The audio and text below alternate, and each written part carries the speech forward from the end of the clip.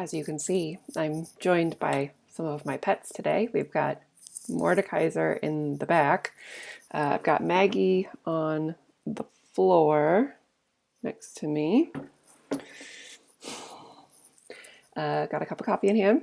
So this is our last video, guys. This is our last video heading into spring break. And then when we come back from break, so I think you guys are technically starting back up on April 14th. So break will run through April 13th. Once we start back up on April 14th, we're going to do a little bit of prefacing for the Vietnam War, and then we're going to start our last novel of the year, Fallen Angels, which you should have gotten a copy before you left for whatever we're going to call this eventually. Mort really is just killing it today. I'm making face masks for the local hospital, and he doesn't understand personal space. So I look forward to hearing all of your responses. Once again, your questions are going to be due on Saturday, April, what's today, the 2nd? The 4th. So your stuff is due on April 4th, 4/4 at midnight, all right? So I'm going to head on over to your question set. So let's do that. All right. So we need to finish this today. And now it might take me a little longer than the 20 minutes, but it will cover everything you need to know as we head into the end. Where we last left off is Masala is supposed to take information over to Cassius's side, but just like in Romeo and Juliet, he doesn't get there in time. All right, and so Cassius is going to make some very rash decisions. All right, like I said, I've got my questions pulled up over here. I've got the reading over here, and let's just get into it. All right, so scene 3, Alarums enter Cassius carrying a standard, which is just a sword, and Titinius. Cassius says, "Oh, look, Titinius, look how the villains fly. Myself have my own turned enemy. This ensign here of mine was turning back. I slew the coward and did take it from him." So he killed a guy and took his sword. And then Titinius reports to Cassius. He says, "Oh, Cassius, Brutus gave word too early, who, having some advantage on Octavius, took it too eagerly. And then his soldiers fell to spoil, whilst we by Antony are enclosed." All right, so Brutus was over eager. And so he's got himself in a position that maybe does not benefit him here. And then so they're losing. Brutus's side looks like it's losing, and then Cassius's side also looks like it's losing. Enter Pindarus. So Pindarus is another guy. There's a lot of people floating around. Just know he's on Cassius's side. All right, "Fly further off, my lord. Fly further off. Mark Antony is in your tents, my lord. Fly, therefore, noble Cassius, fly far off." So he's like, run away. Antony's at our tents. We're losing this battle. All right.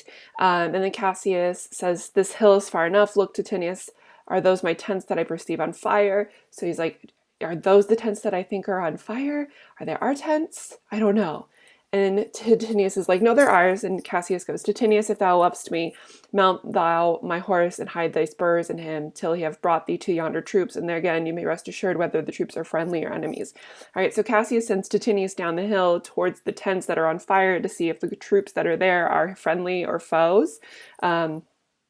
And so he sends off Titinius to do that.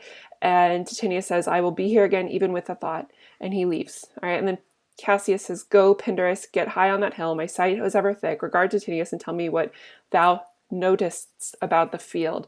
So he asks Pindarus, who's with him, to go up onto the field or up onto a hill and watch Titinius to see what's going to happen.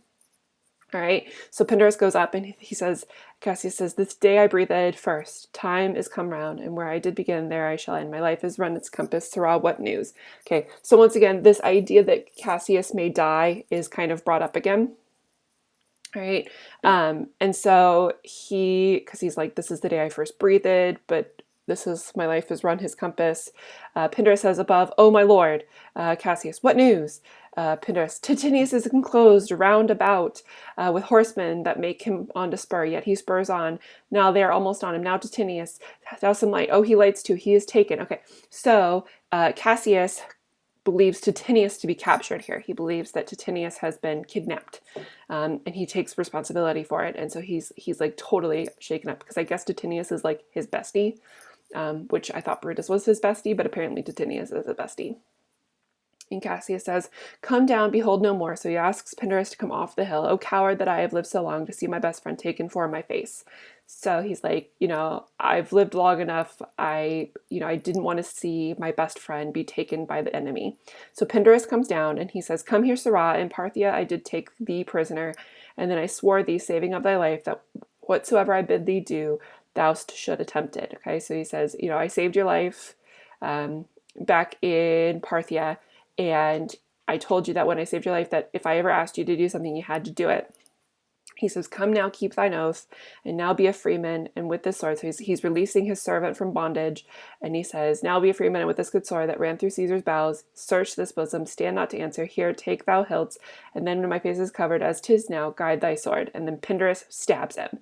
Okay, everybody in this play is like wild, all right? And Caesar says that, and he says, "Caesar, thou art revenged, even with the sword that killed he." So Cassius is now dead. Cassius was stabbed by the sword that stabbed Caesar. So his part in all of this is complete. Cassius's part is done. So his last words are spoken to Pindarus. He asks him to kill him because he believes that Titinius has been taken, captured, and he sees that as his fault. And then on top of that, he basically believes it is his time to die. And then Pindarus says, "So I am free, yet would not have been so, durst I have done my will. O Cassius, far from this country Pindarus shall run, where never Roman shall take note of him." So he's like, "I'm going to run away." So he runs. So Cassius is now dead. Pindarus runs off. Messala and Titinius are going to come back into the picture. He exits, entered Titinius with Messala, because Messala was sent to by Brutus to go talk to Cassius's side. But he doesn't get there in time. And Messala says, it is but change, Titinius, for Octavius is overthrown by noble Brutus. So Brutus is actually winning. Cassius and the rest of the group were mistaken. And it is overthrown by noble Brutus, as Cassius's legions are by Antony. All right. So, and Cassius is also winning. So everybody was mistaken here. All right, and Titinius says, "These tidings will comfort Cassius." He's like, "It's good news. I'm so excited to tell Cassius." And Messala says, "Where did you leave him?" Titinius, "All disconsolate, with Pindarus his bondman on the hill." And Messala says, "Is that not he that lies upon the ground?" And Titinius, "He lies not like the living." "Oh, my heart." He's like so upset. Messala says, "Is not that he?" "No, this was he, Messala, but Cassius is no more." So he's like, "No, he's dead. O setting sun, as in thy red rays thou dost sink to night, so in his red blood Cassius's day is set. The sun of Rome is set. Our day is gone. Cloud, dews, and dangers come. Our deeds are done. Mistrust of my success hath done this deed." All right. So he's like, Cassius must have misunderstood what was going on, and so he killed himself thinking he might be taken prisoner. And so, unfortunately, that's how it ends. Messala says, "Mistrust of good success hath done this deed. O hateful error, melancholy's child, why dost thou show to the apt to point thoughts of men that things are not? O error, soon conceived, thou never comest unto happy birth, but kill'st thy mother engendered thee." So I guess Cassius may have killed his mother when he was born. It doesn't really matter in the story, but Cassius was kind of everything's bad omens in Roman times. Titinius, "What, Pindarus? Where art thou, Pindarus?" And Messala says, "Seek him, Titinius." So they're asking where Pindarus is. Pindarus, as we know, has now run away. "Seek him, Titinius. Whilst I go to meet the noble Brutus, thrusting this report into his ears, I may say thrusting it, for piercing steel and darts and venom shall be as welcome to as Brutus's ears as tiding of the sight." So he's like, "I gotta go take this bad news to Brutus here." Titinius, "Hie you, Messala, and I will seek for Pindarus a while." So they're going to go look for Pindarus. Messala is going to head back to Brutus. Messala exits. "Why didst thou send me forth, brave Cassius? Did I not meet thy friends? And did they put on the brows the wreath of victory and bid me give it thee?" So he's like, "We were winning." He's like, "I don't know why you're dead. We were winning."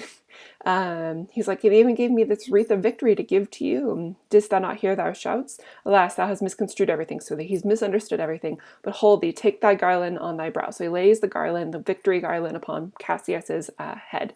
"And thy Brutus bid me give it to thee, and I will do his bidding. Brutus, come apace, and see how I have regarded Caius Cassius. By your leave, gods, this Roman part. Come, Cassius, the sword, and find Titinius's heart." So Titinius is now dead too. So Cassius kills himself or asks somebody to kill him. And then Titinius comes back, and they're such good friends that Titinius decides to kill himself to show how loyal he is to Cassius. And then everybody comes in. So you got Alarum and Brutus Messala, young Cato, Strato, Voluminus, and Lucilius, Labeo, and Flavius. And Brutus says, "Where here Messala doth his body lie?" And Messala says, "Lo, yonder, and Titinus mourning it." And then Brutus says, "Like Titinius' face is upward. Cato, he is slain." All right, so he's like, "Oh no, he's dead too." And Brutus, "O Julius Caesar, thou art mighty yet. Thy spirit walks abroad and turns our swords into our own proper entrails." So Brutus here believes that these moments of Cassius dying and Titinius dying are actually revenge on Caesar's end. He's like, he believes that Caesar has managed to turn the swords against the conspiracy. And so Caesar is getting his revenge here, especially because Cassius kills himself with the sword that killed Caesar. Cato, "Brave Titinius, look where he have not crowned dead Cassius." And Brutus says, "Are yet 2 Romans living such as these? The last of all Romans, fare thee well." All right. "Is it possible that ever Rome should breed thy fellow? Friends, I owe more tears to this dead man than you shall see me pay. I shall find time, Cassius, I shall find time. Come therefore, and to Thasos send his body. His funerals shall not be in our camp, lest it discomfort us. Lucilius, come, and come young Cato. Let us to the field. Labeo and Flavius, set our battles on. 'Tis 3 o'clock, and Romans are yet ere night. We shall try fortune in second sight." So he's like, let's head back to the battlefield and continue this experience. All right, I'm going to hold off there. My mother just called me, so I've got to call her back. So I'll finish up scenes 4 and 5 here in another video in just a second. But that's going to be the scene 3 for you. So you can definitely answer all the scene 3 questions.